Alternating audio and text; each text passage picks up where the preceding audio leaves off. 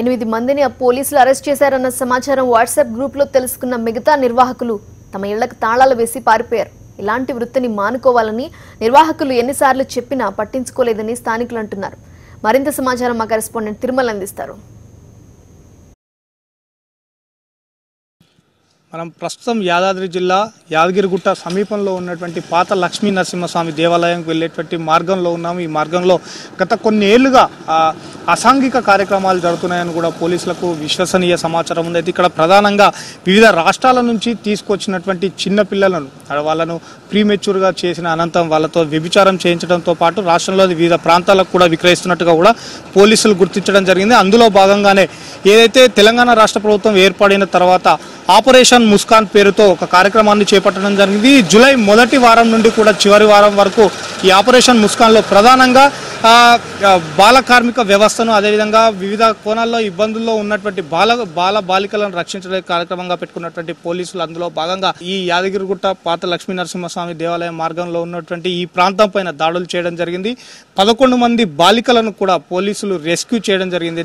మనం ప్రస్తుతం చూస్తున్నటువంటి ఆ ఇంట్లో పట్టుబడినటువంటి లక్ష్మి అనేటువంటి మహిళను పైన పోలీసులు పీడీ యాక్ట్ పెట్టడం జరిగింది. అనంతరం రెవెన్యూ అధికారులు ఆ ఇల్లును కూడా స్వాధీనం చేసుకోవడం జరిగింది. అయితే నిన్న పోలీసులు దాడులు జరుపుతున్నాయని సమాచారం తెలుసుకున్నటువంటి మిగిలిన కుటుంబాలు ఏదైతే వ్యభిచారం కేంద్రంగా ఉన్నటువంటి గృహాలు ఉన్నాయో వారందరూ కూడా ఒక వాట్సాప్ గ్రూప్ క్రియేట్ చేసుకోవడం జరిగింది. ఆ గ్రూప్ ద్వారా సమాచారం అందుకున్నటువంటి వీరంతా కూడా ఇళ్లకు తాళాలు వేసి ఈ ప్రాంతాన్ని వదిలి వెళ్ళినటువంటి పరిస్థితి కూడా కనిపిస్తుంది. మనం చూస్తున్నాం కేవలం ఈ ఒక్క ఇల్లే కాదు, దాదాపు ఈ పరిసర ప్రాంతాల్లో ఈ వ్యభిచార కేంద్రాలుగా చలామణి అవుతున్నటువంటి ప్రతి ఒక్క ఇంటి ఈ నిర్వాహకులు కూడా తాళాలు వేసి ఇక్కడ నుంచి వెళ్ళిపోయినటువంటి పరిస్థితి ఉంది. సార్ ఇది దేవస్థానం ఇలాంటి పనులు వద్దంటే వాళ్ళు చాలా ఇదిగా చేస్తున్నారు సార్. ఇక్కడ నిన్నే సంసారిల్లు ఇక్కడ దాడిది కానీ సంసారిల్లు మా హైదరాబాద్ పోలీసులు వచ్చారు. మొత్తం అంతకుముందు 2 నెలలు పట్టుకుపోయారు.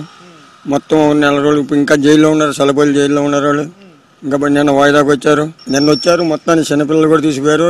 రాత్రి భువనగిరి హాస్టల్లో చేసేసారు చిన్నపిల్లల్ని. 6 సంవత్సరాలు 5 సంవత్సరాలు 10 సంవత్సరాల పాపల్ని 4 పట్టుకున్నారు, తీసుకుపోయారు. ఈ కదమ ఆడవాళ్ళని వీళ్ళని తీసుకుపోయారు.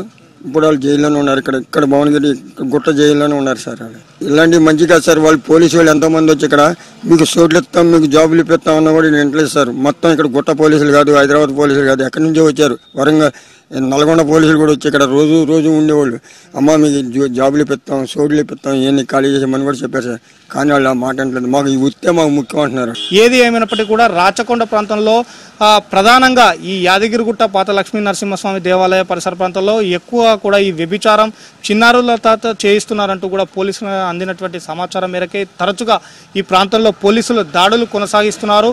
ఇప్పటివరకే 10ల సంఖ్యలో ఇక్కడ నుంచి బాలికలను రెస్క్యూ చేసినటువంటి పోలీసులు పూర్తి స్థాయిలో నిర్మూలించే వరకు కూడా ఈ దాడులు అనేది ఉంటాయని కూడా రాచకొండ పోలీస్ కమిషనర్ కొద్దిసేపటి క్రితం వెల్లడించడం జరిగింది. కెమెరా ముత్యంతో తిరుమల రెడ్డి, సాక్షి న్యూస్, పాత లక్ష్మీ నరసింహస్వామి దేవాలయం.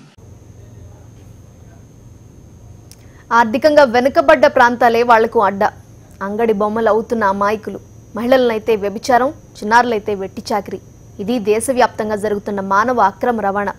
ఈ హ్యూమన్ ట్రాఫికింగ్ లో చిక్కుకొని ప్రతి ఏటా వేల సంఖ్యలో అమాయకులు బలవుతున్నారు.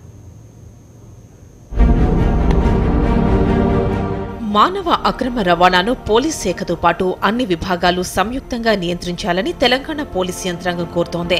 రాష్ట్ర డీజీపీ కార్యాలయంలో వరల్డ్ యాంటీ ట్రాఫికింగ్ డే సందర్భంగా నిర్వహించిన సమీక్షా సమావేశంలో సామాజికవేత్తలు, స్వచ్ఛంద సంస్థల ప్రతినిధులు సమావేశమయ్యారు. హ్యూమన్ ట్రాఫికింగ్ నివారణ చర్యలపై చర్చించారు.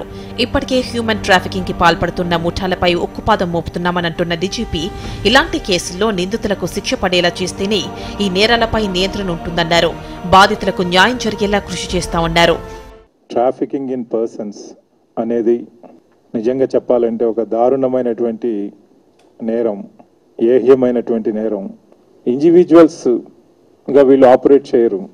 ఎవరో పట్టుకుంటారు, ఎవరి దగ్గరికో తీసుకెళ్తారు, ఇంకెక్కడికో ట్రాన్స్పోర్ట్ చేస్తారు, ఇంకెక్కడో వాళ్ళు ఈ ప్రాస్టిట్యూషన్లో ఇన్వాల్వ్ చేస్తారు, మళ్ళీ అక్కడి నుంచి ఇంకెక్కడికో ట్రాన్స్పోర్ట్ చేసేస్తారు చట్టం చేతికి దొరకకుండా. అంటే ఇది ఒక ఇంటర్నేషనల్ ర్యాకెట్, నేషనల్ లెవెల్లో ర్యాకెట్స్, రీజనల్ లెవెల్లో ర్యాకెట్స్, లోకల్ లెవెల్లో ర్యాకెట్స్ ఏవైతే ఉన్నాయో ఈ నెట్వర్క్ ఆఫ్ నెట్వర్క్స్ని మనం అండర్స్టాండ్ చేసుకొని వాటిని అన్నిటిని కూడా అనలైజ్ చేసి దీంట్లో కింగ్ పిన్స్ ఎవరున్నారు అనేది మనం ఎప్పటికప్పుడు ఆర్గనైజేషన్లో మనం ఒక మంచి డేటా అనలిటిక్స్ టూల్స్ వాడి వారందరూ కూడా ఎప్పటికప్పుడు ఐడెంటిఫై చేసి వాళ్ళని మనం పిన్ డౌన్ చేసి చట్ట పరిధిలో వాళ్ళందరూ కూడా మనకి దొరికే విధంగా మనం చర్యలు తీసుకోవడమే కాకుండా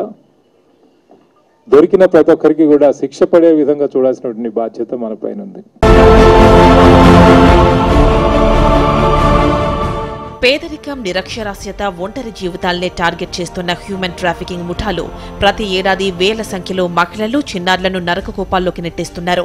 మహిళలు, మైనర్ బాలికలను అక్రమ రవాణా చేస్తూ వ్యభిచార వృత్తిలోకి దింపుతున్నాయి. వ్యభిచారమే కాకుండా నిర్బంధ కార్మికులుగా వేలాది మంది యువత, చిన్నారులు నలిగిపోతున్నారని, బాధితులకు న్యాయం జరిగేలా కృషి చేయాల్సి ఉందని స్వచ్ఛత సంస్థలు అభిప్రాయపడ్డాయి. వీటి నివారణ కోసం ఎన్ని చట్టాలు తెచ్చినా అవి ఆశించిన స్థాయిలో ఫలితాలను ఇవ్వడం లేదంటున్నాయి నేషనల్ క్రైమ్ రికార్డ్ లెక్కలు.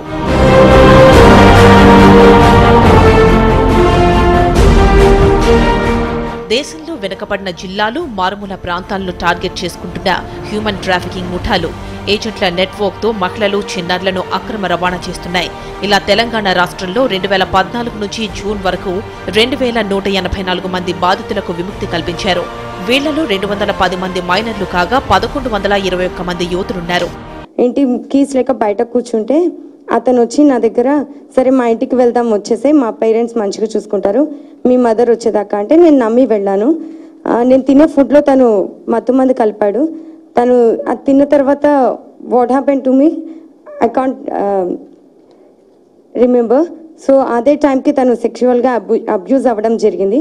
తనే కాక తన ఫ్రెండ్స్ కూడా. అది అయిపోయిన తర్వాత తను నన్ను ప్రాస్టిట్యూషన్లో అమ్మడం జరిగింది. ఇలా ఉన్నప్పుడు నేను చాలాసార్లు పారిపోయాను. పారిపోయినప్పుడల్లా తీసుకొచ్చేవాళ్ళు, కొట్టేవాళ్ళు, రూముల్లో పెట్టి లాక్ వేసేవాళ్ళు. ఎవరికి డౌట్ రాకుండా ఇది ఫ్యామిలీ హౌస్ అని చెప్పేసి వాళ్ళు రకరకాలుగా ఇంటి చుట్టూ బాగా కెమెరాస్ పెట్టుకొని ఎవరు ఎటు నుంచి వస్తున్నారా ఏంటి అనేది అబ్జర్వ్ చేసేవాళ్ళు. నేను ఇంట్లో నుంచి పారిపోయి వచ్చేసాను. ఒక బస్ స్టాప్లో కూర్చొని నేను ఏడుస్తుంటే ఒక ఆంటీ నా దగ్గరికి వచ్చింది. ఏమైందమ్మా, అసలు ఏంది నీ పరిస్థితి అంటే, ఆంటీ మా ఇంట్లో మా అమ్మ నన్ను ఇలా తాగుతారు, చాలా చాలా గొడవ పడతారు, నన్ను చాలా కొట్టేవాళ్ళు, ఏ రోజు నన్ను ప్రేమగా చూసుకోలేరు అంటే, అదే ఆమె వీక్ పాయింట్గా పట్టుకొని నాతో చాలా ప్రేమగా మాట్లాడింది. ఆ ప్రేమకి నేను తొందరగా అట్రాక్ట్ అయిపోయాను. నువ్వు నా కూతురులాగా ఉన్నావు, నిన్ను మంచి చదివిస్తా, నీకు మంచి ఫ్యూచర్ ఇస్తా అని నమ్మించి మోసం చేసి నన్ను తీసుకెళ్లి వ్యభిచార గృహంలో అమ్మేసింది. ప్రజ్వల సిఐడి ఆధ్వర్యంలో DGP Mahender Reddy anti trafficking manual విడుదల చేశారు. పార్లమెంట్లో ఆమోదం పొందిన బిల్తో ప్రతి రాష్ట్రంలో యాంటీ ట్రాఫికింగ్ బ్యూరోలు ఏర్పాటయ్యే అవకాశం ఉందన్నారు. కేవలం నేరస్తుల్ని అరెస్ట్ చేయడమే కాదు మన బాధ్యత విక్టిమ్స్ వాళ్ళని మనం భవిష్యత్తులో మళ్ళీ ఇలాంటి క్రైమ్స్ గురి కాకుండా వాళ్ళని ప్రొటెక్ట్ చేయడం,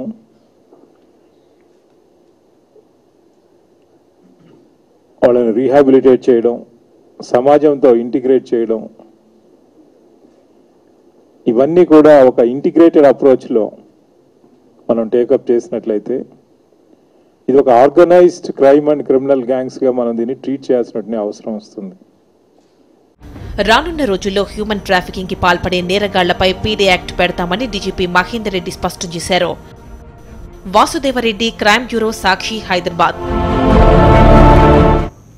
ఇది ఇవాల్టి స్పెషల్ డ్రైవ్. మనుషులు కాదు రాక్షసులు. Stay tuned.